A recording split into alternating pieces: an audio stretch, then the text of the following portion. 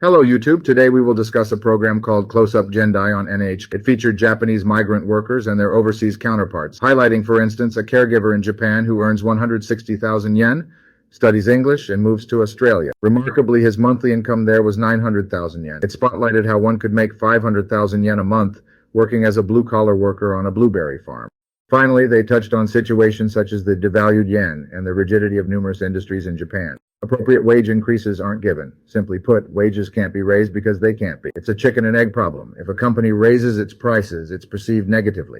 For instance, when a company like Caesarea announces that they will not raise prices, they are met with applause. This trend of applauding price stagnation leads us to the problem of stagnant wages, as somebody has to absorb the cost. Everyone reminisces about the golden era when Japan was considered number one among developed countries. Many people can't envision Japan evolving into a country that exports migrant workers. As a frequent traveler overseas, I couldn't help but notice the high prices and the impressive economic growth in Southeast Asian countries. Being aware of these changes, this seems quite natural to me. I occasionally critique the foreign trainee system, calling it a modern-day form of slavery. The foreign trainee system was created because Japan, as an island nation, tends to value purity. The system is often met with extreme negativity towards migrant workers, as it is argued they increase crime rate. During the previous Abe administration, Prime Minister Suga worked towards transforming Japan into a tourism-focused nation. Yearly tourist numbers increased tenfold over 10 years from about 3 million to 30 million a year. This was before the coronavirus outbreak in 2019, but even then, both police and immigration authorities argued against a lax visa issuance. Their stance was that inbound foreign traffic increases crime rates. However, the ratio of individuals committing crimes was not that different between Japanese and foreigners. In fact,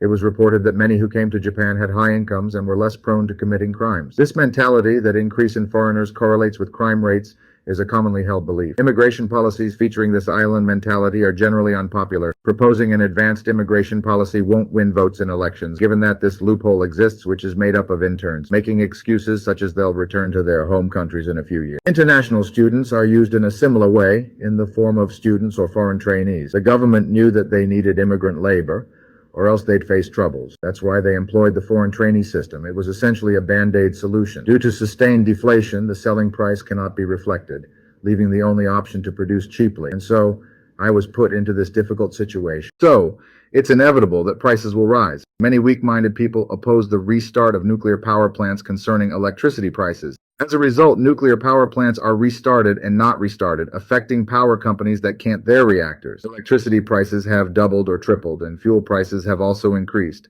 Storing electricity, gas, and water has become expensive. Everything's prices are hiking, so we're earnestly pushing to raise ours. We'll need to increase our prices. Many people believe this might lead to inflation. If so, wages will rise.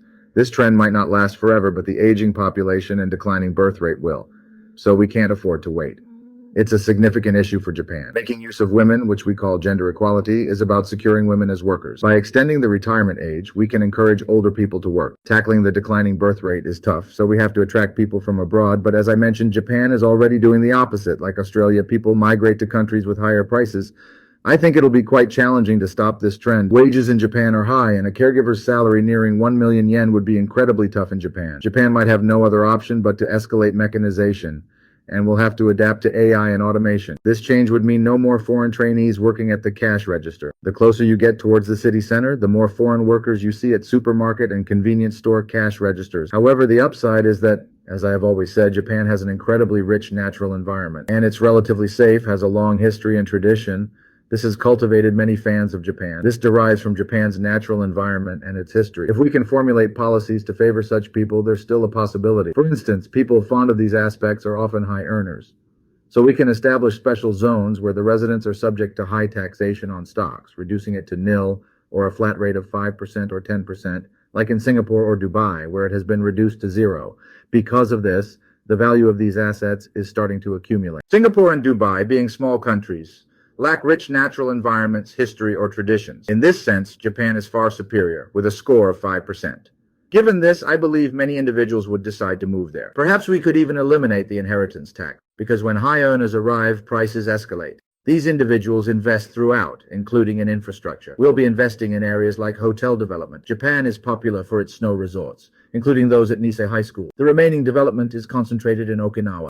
Development is presently advancing swiftly in this area. That's what I indicated. I'd like to create a topic that appeals to affluent individuals. I expect it will undergo great changes. However, The course of action I am laying out is valid. This is indeed a much-awaited reform. NHK's close-up Gendai spoke the truth. It trended on social media and I jumped on the bandwagon too. That's why everyone wants to join. Indeed, the same goes for Australia. Blue-collar workers, for instance. The robust economy demands more of them. That doesn't imply you should just go. If that happens, Japan may suffer from industrial hollowing. The outcome could be a hard landing. A hard landing would mean an economic crash, but that's only in Japan. Those who suffer the most are the less enlightened. Economically, it's the impoverished ones who feel the impact most, but that's only because they're ignorant. There is nothing to do about this. There are also individuals opposing the restart of nuclear power facilities. They don't really grasp the concept of nuclear power. It seems they don't really comprehend radioactivity either. They are just opposing it for some reason. These individuals see their electricity and gas rates rise. This led me to a panic-stricken situation trying to save money. Essentially, it's not a crime to be ignorant. For those people who have studied, some might understand if they study, but I'm fundamentally someone who can't learn no matter how hard I try. Like someone who can't improve in sports despite trying hard. The intellect doesn't improve much either. I would say this is indeed a stubborn problem. Please take a moment to view my videos. What if you realize your ignorance? It's me and many other knowledgeable people. Find someone you trust and believe their words. It's something like juzu,